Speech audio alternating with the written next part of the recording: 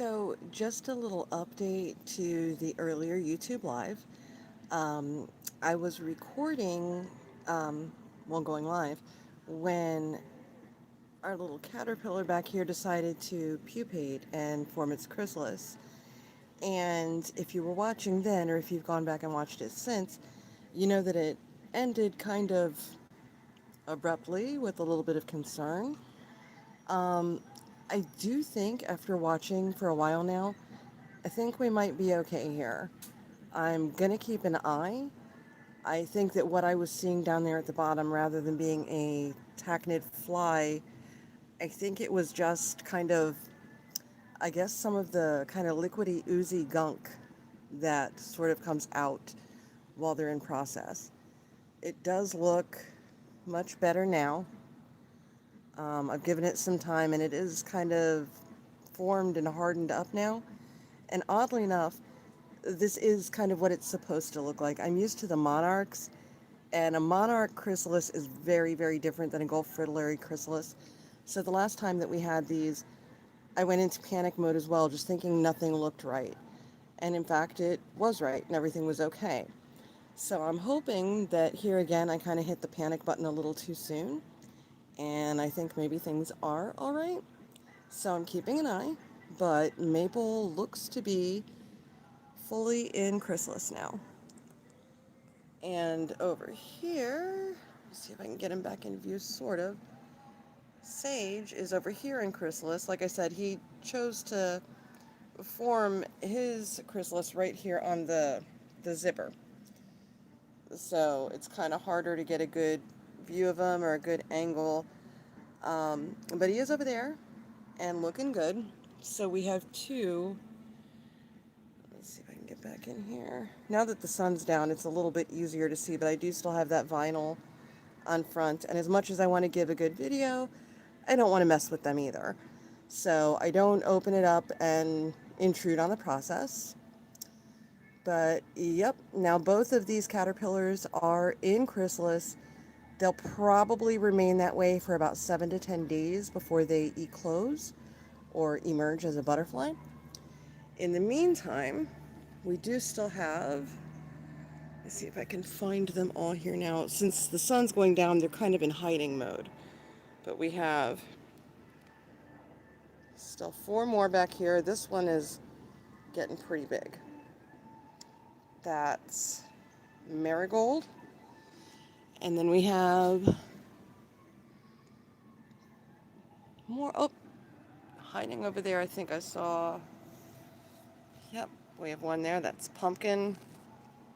We have a little one there. That's cinnamon. And Ember is around here somewhere. I always say caterpillars are the best hide and seek players. But I'm thinking that we're going to have pumpkin, marigold, and ember probably going into chrysalis, I would say tomorrow or Sunday. Cinnamon is quite a bit behind. But they all should be. Oh, wait. There we go. Found the last one. This is ember. So yeah, they all should be emerging, I'd say in total, probably within the next week to 10 days. We should have 6 healthy Gulf fritillary butterflies ready to release. So again, for anyone who was tuned in earlier, Maple is looking a lot better. Believe it or not, that's what they are supposed to look like. So I think we're good here.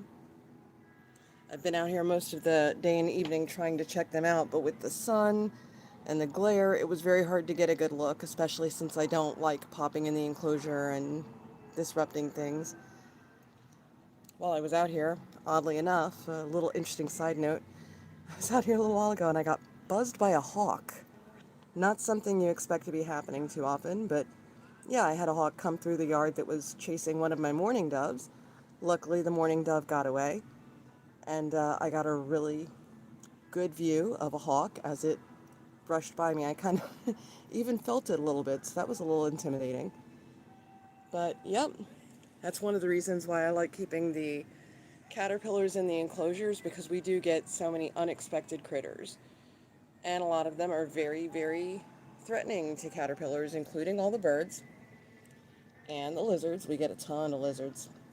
And of course, now that we have frogs roaming around, there are snakes, there's raccoons, there's possum, and our neighborhood strays that come around. So in this enclosure, let me see if I can get this a little bit outward there. It's a pretty decent size enclosure.